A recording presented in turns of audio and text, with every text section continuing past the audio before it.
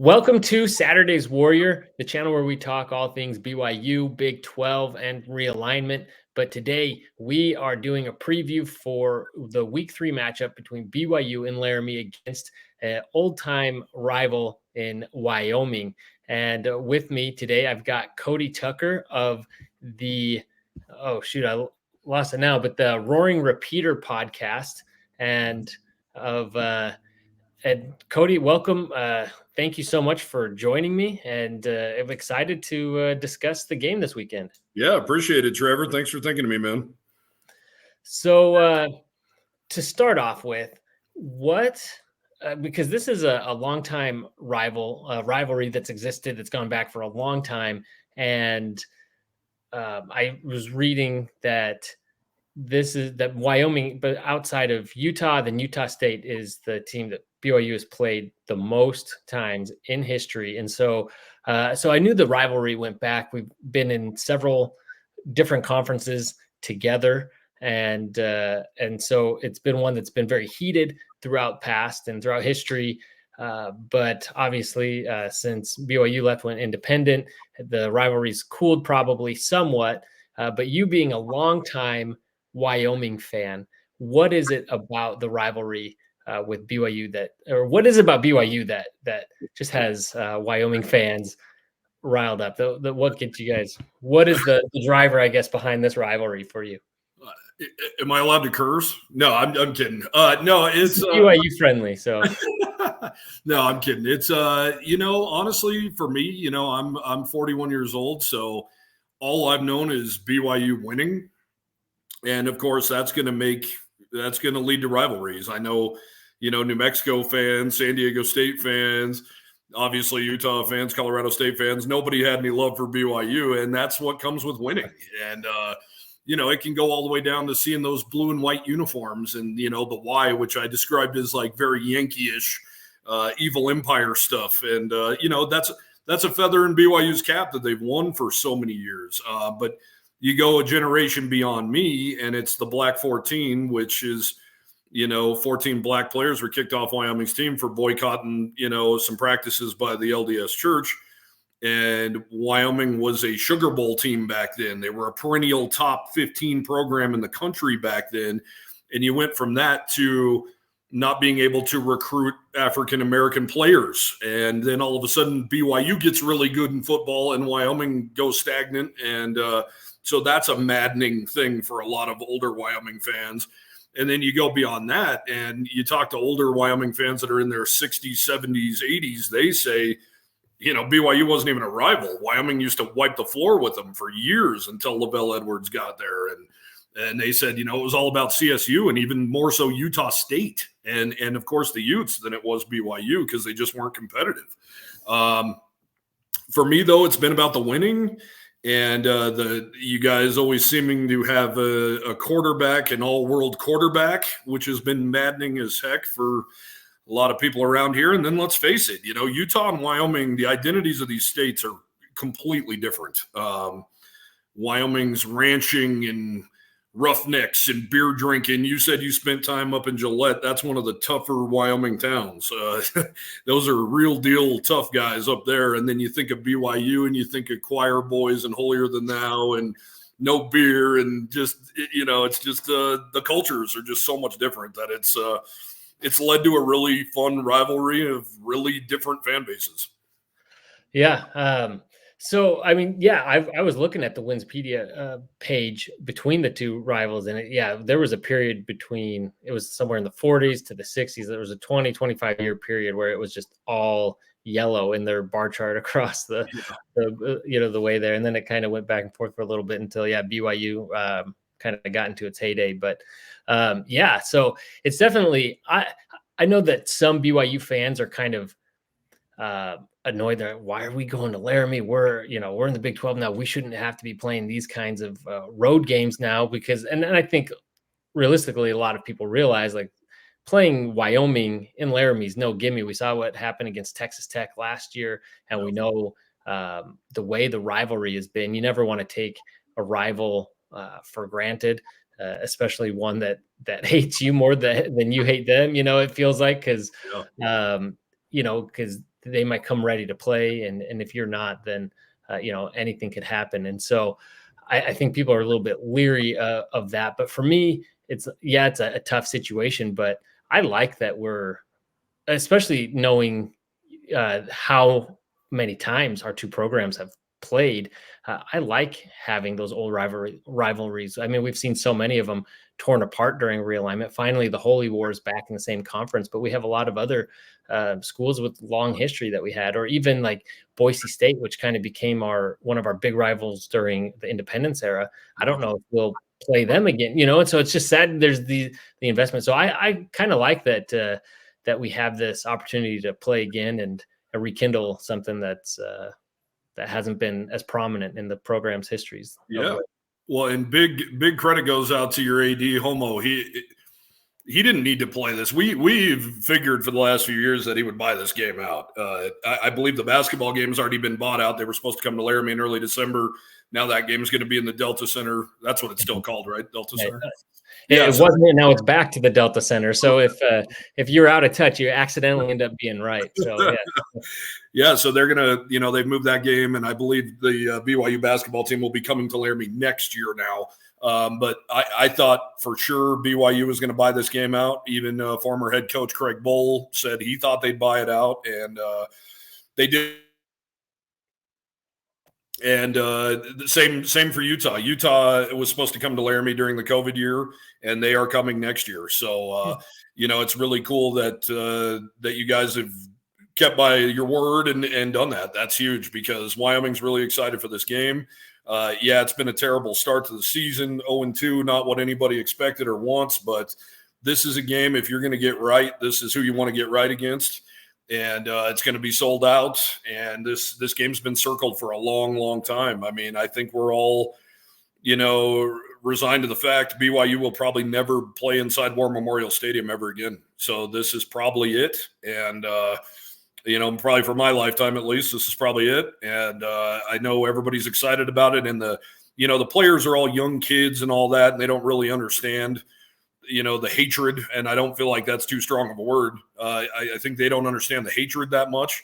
A lot of guys on this team played in Provo in 2022, but the fans have not forgotten BYU, to say the least, and are really excited to get them here. And I know nobody's feeling good right now, but like I said, if there's a team to get right against, you couldn't pick a better one for a Wyoming fan. Yeah, imagine what would this do for the team's morale, beating BYU? Huge. It'd be huge. Arizona State, they were non-competitive, which is shocking. It was just a horrible game. Pick six on the second play, 41 seconds in. They were not competitive in that game. You don't lose at home. I don't care. Call me crazy. You don't lose at home to an FCS team ever. And they lost to Idaho, and that's no offense to Idaho. They played a great game. Their defense is solid as a rock, but you don't lose that game. And I think that one's really sticking in the craw. And, to beat BYU, it wouldn't cure all ills, but, man, it would go a long way. It really would. And then, you hopefully parlay that into a win at North Texas next week, and then you have a weak Air Force squad coming in a week after that to start conference play, which you can tell right now around the building. That's the rallying cry right now is, hey, man, first of all, it's beat BYU. Second of all, we haven't even played a conference game yet. All of Wyoming's goals are still ahead of it, is what they're preaching right now. So it'd be enormous. That is a wonderful thing about being in a conference, one that BYU is definitely glad to have now, again, is to, your whole season isn't gone at the second you lose any game. Sure. You still have something to play for as a conference member. So I got to ask, though, you're talking about the fans haven't forgotten.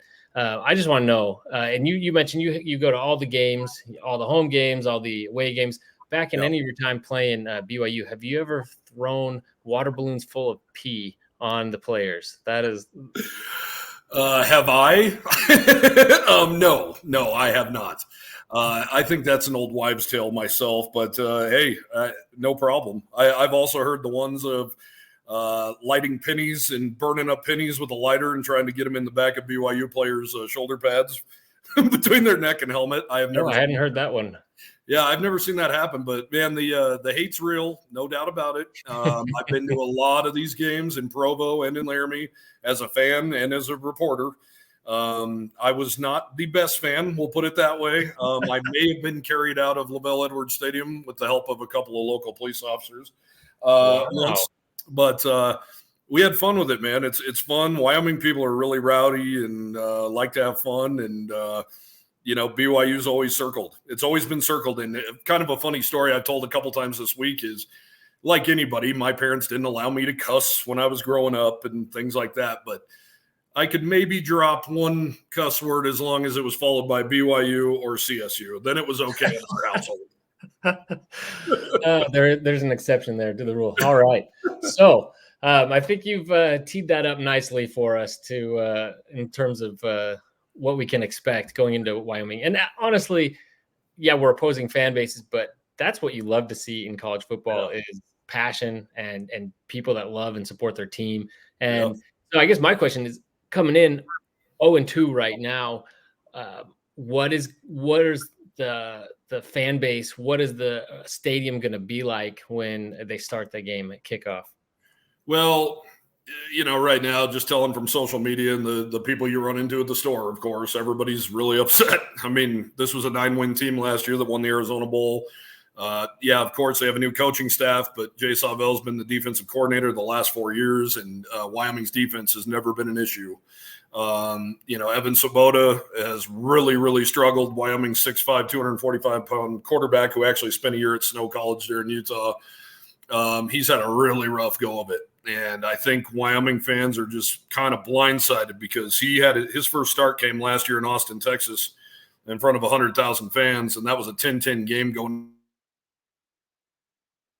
And he also led the game-winning drive in that Arizona Bowl. And so I think fans were clamoring for him last year, and the start this year has been so bad they're already clamoring for the backup, of course.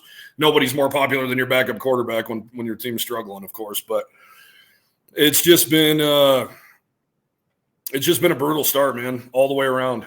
Nothing has gone right. This looks nothing like a Craig Bowl team.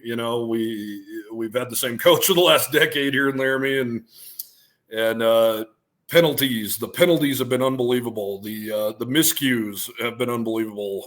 Just head scratching, mind numbing things that it's everything. Everything that could go wrong has gone wrong, especially at Arizona State. There were some glimmers of hope against Idaho, but once again, not dumping on them, Trevor. How much can you take from what the good things you did against an FCS program that's offense was on their second string quarterback? You have no business losing that game. Wyoming just shot themselves in the foot so many times. So I think when they see that helmet, when they see that Y, when they see BYU fans in the parking lot, all that stuff's going to be forgotten unless BYU starts rolling and wins this game. It's got to be a close game. It's got to be, and if it is, man, this crowd's going to be amped. They're going to be into it. It's going to be sold out. This will be the second consecutive sellout to start the season. And I think, once you see that Y, it all comes back to you and you forget, just seeing that behind you and seeing your hat. First thing I see, I go, oh. It does that. It does that to Wyoming, to lifelong Wyoming fans. So we don't see that Y around Southeast Wyoming very often. No, I can't imagine. Maybe Southwest. I know like Star Valley area, but okay. Is that really Wyoming though? Some of us don't claim that part. Well, I can't speak to that, but so yeah, you mentioned your quarterback already. So what is Wyoming's offense all about? Like, what is the scheme?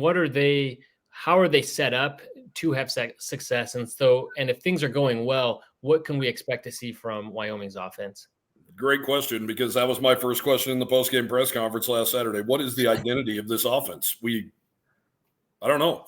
For years under Craig Bowl, it was abundantly clear. You are going to run a power game. You're going to run, and you're going to run again, and then you're going to run again, and you're going to wear them down, and then you're going to start busting some big ones late. And they did that successfully. But when they needed to pass, or they were forced to pass, not since Josh Allen's been around has there been any consistency with that whatsoever. And the same has been going so far this year. They've spread it out more now with helmet communication. they're getting the calls from the sideline. They're not huddling, and if they do, it's very brief. Guys have not been getting open. They have 4 offensive linemen returning, and that unit's been very shaky to start the season.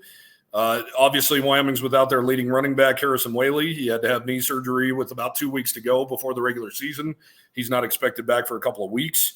They're also playing without their all-conference tight end, John Michael Gillenborg. And to be honest with you, I've said this 100 times. I've said it to the man himself. Evan Swoboda has just seemed really stiff and really wound up. And his first start at Arizona State was less than 10 miles from his hometown of Mesa, Arizona. And he admitted that, he was wound up for that. That really got to him. The pressure got to him. But Idaho at home in front of a sellout crowd, it wasn't much better. And that's all there is to it. It just was not good. He was off target most of the day. He had one beautiful touchdown pass. Other than that, really off target. He got sacked a bunch. It just didn't look good, man. And he just doesn't look like he's having fun and playing football. It really, to me, looks like he's thinking too much, which comes with a new offensive scheme, which, by the way, this scheme has no name. It's more of supposed to be a balanced attack. Jay Johnson came over from Michigan State, which last year, let's face it, you can't really take anything from what Michigan State did last year. It was just they were a dumpster fire from the word go. But 2 years prior, when he had Kenneth Walker in the backfield there, they were very balanced. A lot of plays over 50 yards. They really good in the passing game, really good in the running game. And we haven't seen that yet, but this is game number 3. So game number 3 under Jay Johnson, under Jay Sawvell, and Evan Swoboda. So it's just, I know what it's supposed to be and what it's supposed to look like. And that's some quick hitters. That's still a power run game. That's some big plays downfield. We haven't seen any of it. How many guys on the offensive side were you bringing back? I know a new quarterback, but what, were you guys, was this looking like a retooling year, or was he expected to be able to come in and really keep it running based off of what you've done last year? Well, in Jay Sawvell's own words, he was taking the baton from Craig Bull, who'd been here for 10 years, and just finishing the race, which finishing the race here is Craig Bull never won a conference title. They made it to the Josh Allen and haven't been back. So when you talk like that and you see all these starters back, which I want to say 7 or 8 guys on the offense were back, including your main, 4 offensive linemen, and your starting running back and a couple of receivers and your starting fullback and tight end, you're in good shape.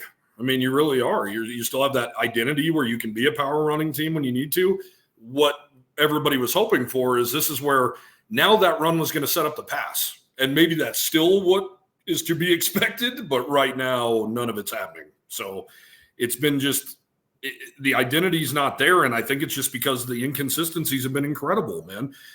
Trevor, to put it in perspective, last week they got the ball back at the 50-yard line with 5 minutes to go, and they ended up getting all the way down to Idaho's 29, and penalties, by the time the penalties and the miscues and the sack were said and done, they were all the way back at their own 39, punting the ball back to Idaho.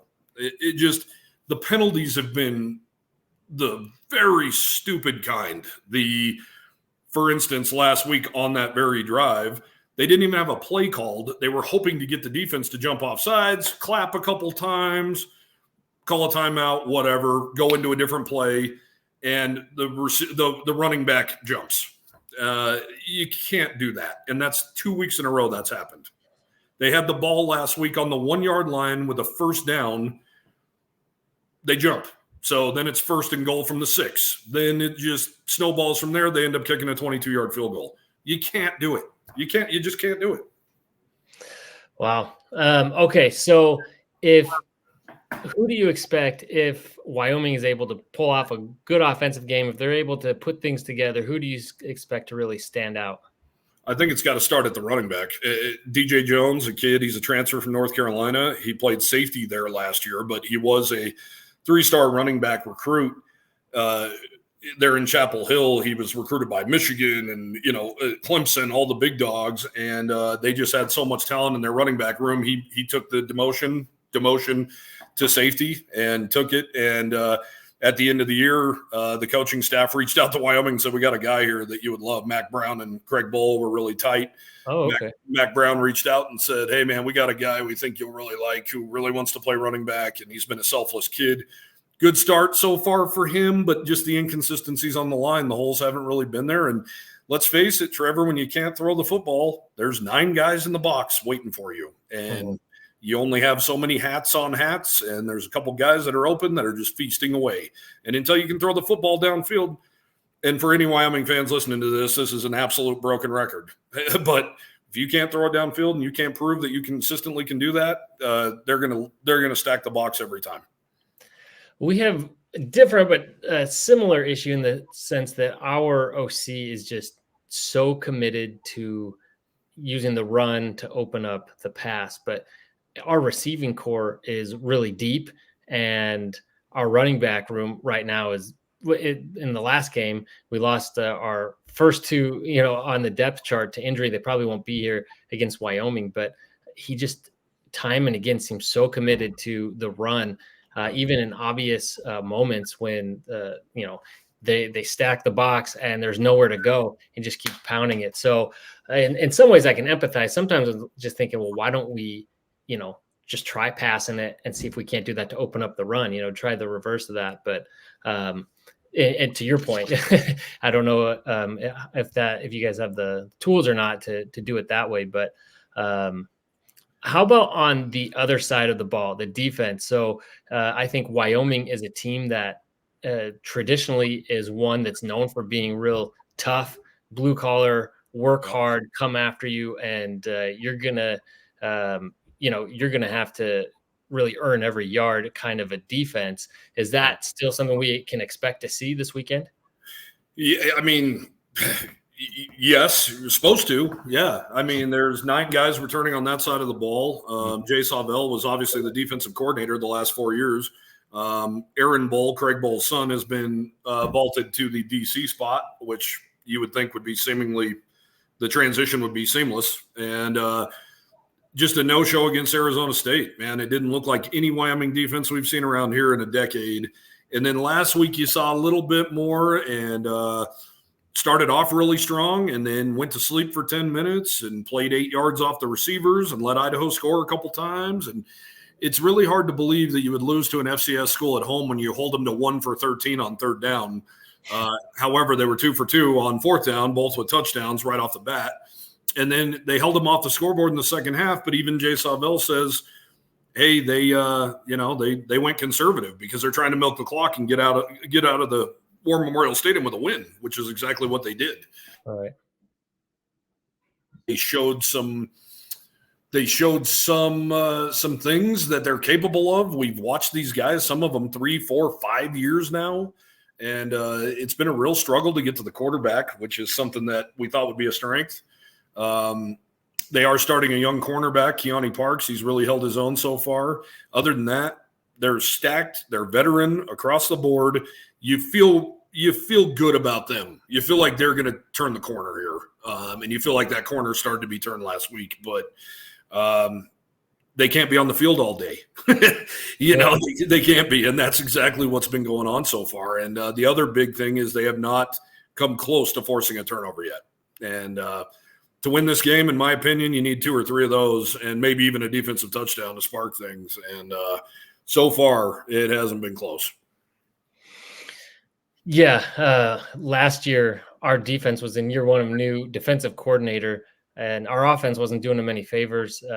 So they were going under transition, but they just couldn't get off the field. And even when it looked like, okay, we're seeing some signs of improvement, it's like you just turn right back around and here they are back on the field again with their backs against the wall. And when you have that, no matter what your defense is doing, you're going to start wearing down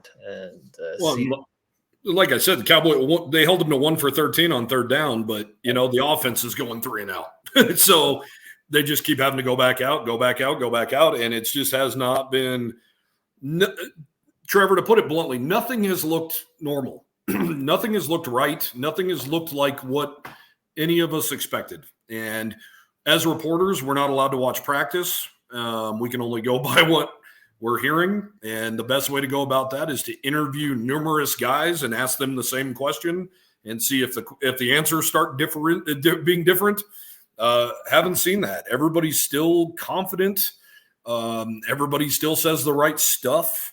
But with your own eyes, it's definitely the optics have not been good. And I tell you what, the other optic that's really got my antenna up is being on the sideline for the last 6 minutes of the last two games, which the media is allowed to do. I've seen no helmet throwing, no cussing, no screaming, no yelling, no nothing. And to me, that's sounding the alarm bells big time. Wyatt Eckler, who BYU fans might recognize that last name, his brother is the running back in the NFL for the Commanders now.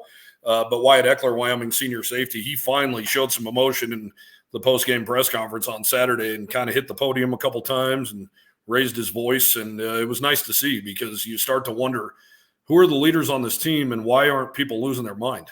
And it's just the optics are not good. We don't know if they go in the locker room and flip out and get in guys' faces or any of that, but we sure haven't seen any of that on the sidelines. So you're not saying they look composed. You're saying they look apathetic. Yeah, I would say that in the fourth quarter of the last two games. And I know, that first game, I asked the coach about it. He said everybody was shell-shocked. They got absolutely blitzed by an Arizona State team that they didn't know what to expect.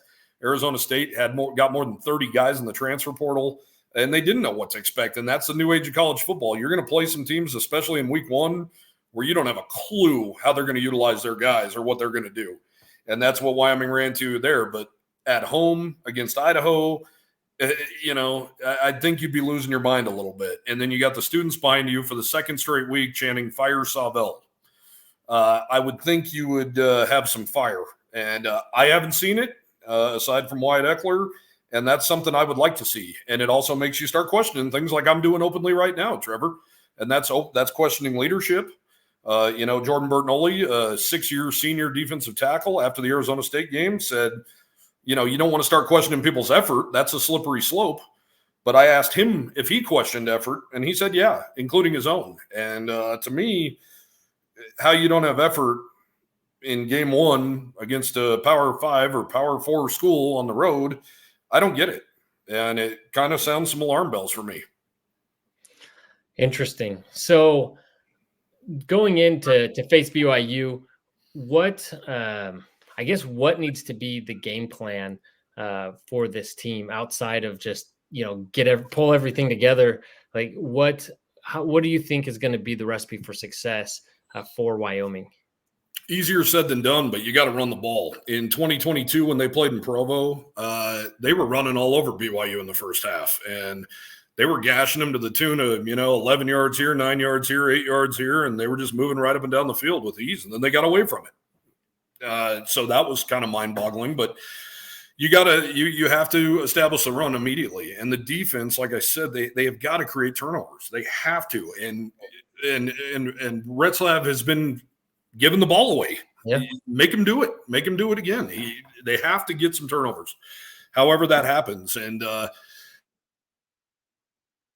easy throws for Evan, I think. You got to get him involved early. I thought at Texas, in his first ever start last year, they had a quick throw to the outside, and it looked beautiful. It looked good. It was a 6-yard gain.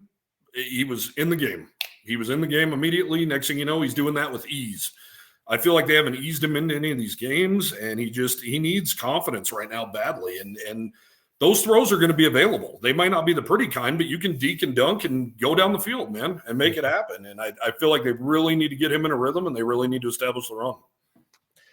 Very interesting.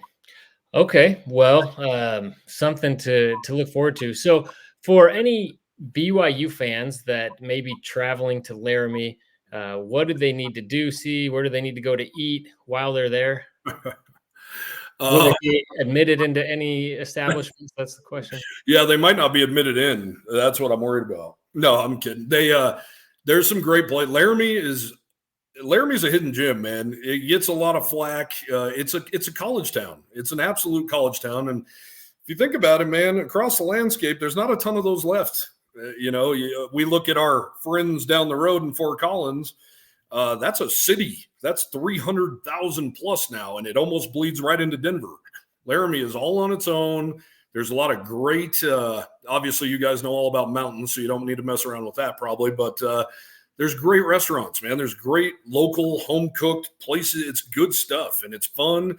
Obviously, your clientele is probably not going to head to the bar, but they have great bars there. It's a college town, man. It's fun and it's relaxed, and everybody pulls for the same team, and that's the beauty of Wyoming, man. There's only 600,000 people here, but everybody cares about the Wyoming Cowboys, whether it's that much or that much, and that's the beauty of it. But that's also right now, as the team's finding out, that's the pits too, because everybody's on you right now, and everybody's been clamoring with these guys for months and months. You have to beat BYU. You have to win this game. Whatever, I don't care if you don't win another one. You have to win this game. And so the players have definitely been getting inundated with this. So it's still fun. It's still going to be good. But, come enjoy if you're coming, come enjoy a small college town, man. It's good. It's all good. Awesome. Any staples there, food staples, anything that people or places that they need to hit up? I think a place, Born in the Barn, is killer. They have smoked wings. Definitely get on the smoked wings. The place is really small, though, so get in there early. But yeah, man, it's just the cool part. I live in Cheyenne, 45 minutes down the road in the capital city. We don't have the local awesome restaurants. Laramie does. So it's really cool, really local, good local vibe. And if you're there Friday night, Wyoming's band goes around all of downtown and they bop into every restaurant and bar and play the fight song and the beer song in every single establishment downtown. Oh, cool. Love that. I mean, that's the awesome thing about college towns, like you're talking about, traditions like that and just the vibe there. So very cool. All right. So what is your score prediction for this game? And you can make a biased prediction. That's okay. Yeah, I mean, I got to be honest with you, Trevor. There's no way on earth I'm picking BYU. I just can't do it. I'd get disowned in a hurry. BYU's the favorite. They should be the favorite. They seem to be way ahead of where Wyoming is right now. But like you mentioned earlier, one team dislikes another team more. And that team is going to have 25,000 people in the stands behind it. And it is only 25,000 capacity now with some construction. But I tell you what, Texas Tech last year found out in a hurry, and Joey McGuire said as much after the game that sounded more like 100,000 than 25,000. And it gets rowdy. And like I said, when they see that Y, I really feel like the team can feed off of that energy.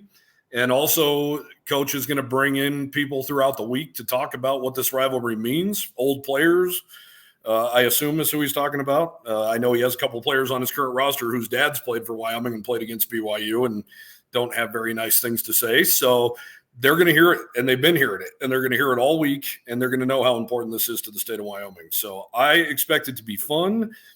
I do expect it to be close. I don't know the final score, but like I said, there's no way on earth I'm picking BYU. I just can't do it. I hope you understand. Fair enough. I wouldn't ask that of you.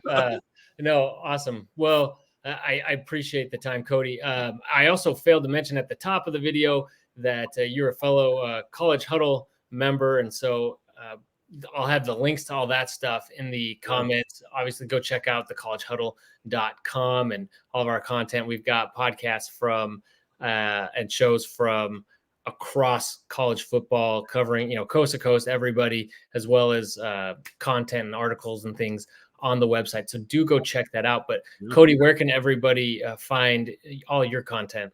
So I am the owner and founder and owner of 7220sports.com. We have a free app. You can get it anywhere you get your apps, all over social media, of course. I'm more of a journalist. I've been a writer, I've been a reporter for 16 years now. So the podcast is just something we kind of do for fun. Right now during the season, though, we have the 7220sports.com kickoff show, which does play on terrestrial radio on KOWB in Laramie an hour before Wyoming's official kickoff. So you can find all that stuff on our website too. And I just want to say, Trevor, you do a great job as well, man. I do listen to BYU stuff. I listen to Utah stuff. I believe they call it hate listening. So I do that. I do watch BYU TV sometimes to get myself really upset. You're a mess. And I miss the old days of the Mountain where we used to watch what BYU and Utah and TCU and CSU and everybody was up to. I do miss that channel a lot. But you guys do a great job of keeping everybody informed of what's going on. And I do, believe it or not, like to listen to some BYU podcasts. Oh, look at you. Okay. Well, you are a better person than I am because I cannot do that with rivals. I can't bring myself to do it. But you mentioned the mountain. I just got to say, you know what got me, though, about that? And it was the Mountain West days were fun. But being in Provo for, trying to watch a BYU game, and I could not find a restaurant that carried the network. Really? Find the game, like not all the time, but there were often times when it was on the mountain and I just could not find the game. So we, it would end up giving up and just go listen to it or whatever. It was incredibly frustrating. So in this day and age with streaming, there's always some way to try to find it and track down what you want to watch and be able to watch them. But I always think, I can't help but get nostalgic about it, as well as I think about the mountain and the fact that the Mountain West was thinking ahead, and they were the first conference to have their own TV channel, and now they're one of the only conferences that doesn't, and that's really frustrating. And I also can't help but think about, if you keep the band together and you keep BYU and you keep Utah and you keep TCU and you add Boise State. Maybe the Mountain West maybe we're talking Power 6, and maybe you're talking a big payday, and maybe you're talking everybody's still together, because obviously you can't really compete with Big 12 money or Pac-12 money, but the rivalries were really special. And now, I hate to say it, and I feel like I can speak for most Wyoming people, is the hate for Utah State's not there. It's not a natural rival. You play BYU, you play Utah, your blood pressure is jacked. You play Utah State, and you're like, cool, you want to beat them because they're from Utah. There's also a traveling trophy, which is awesome, but it just seems really manufactured, and the hatred's not there, and there hasn't been those moments that have sparked that thing. So, I think I can speak for a lot of Wyoming fans saying we miss BYU and Utah as far as this week and what it meant to play them and to beat them. But on the flip side, a lot of people don't miss BYU or Utah or TCU, because TCU was just back in those days, man, they were – they were in the national title game 2 years ago, but back in those days, man, they were firing on all cylinders. So, but I just always think, what if? I can't help but do it. Well, I remember at the time too, now that you got me going on the Mountain West, I mean, it was so frustrating the way Mountain West was treated, when most years they were better than the Big East and right behind the ACC, if not right there with the ACC. Yeah. No doubt. And so it was incredibly frustrating because you felt like we're never getting a fair shake. And then, with Utah and TCU leaving BYU, it sucked. But also I think they ultimately made the right choice to go independent. It wasn't all roses. There was a lot of downside to it, and a lot of people wanted to stay in the Mountain West or go to the American or whatever. But it stinks those days are behind us. But talking about really old rivalries this year, I mean, this almost feels like in some ways we're back to old original WAC days, because we got Wyoming, ASU, Arizona, and Utah all on our schedule. Only missing a couple there, I think. So it's always, like I said, I'm pro playing this game in Laramie. I think it's what college football is all about. We're missing a lot of that. It's a lot of those, like you said, manufactured rivalries and things nowadays. And so I think any chance we have to replay these, and like a few years ago, we got to play in a bowl game, which, had probably never happened prior to that game. But it's fun that whenever you get this chance to renew something that is so important to so many fans. So I'm excited about it. I look forward to it. Cody, thank you so much for joining me. Everybody, please make sure to go check him out and check out the College Huddle. And as always, go Cougs. Appreciate you, Trevor.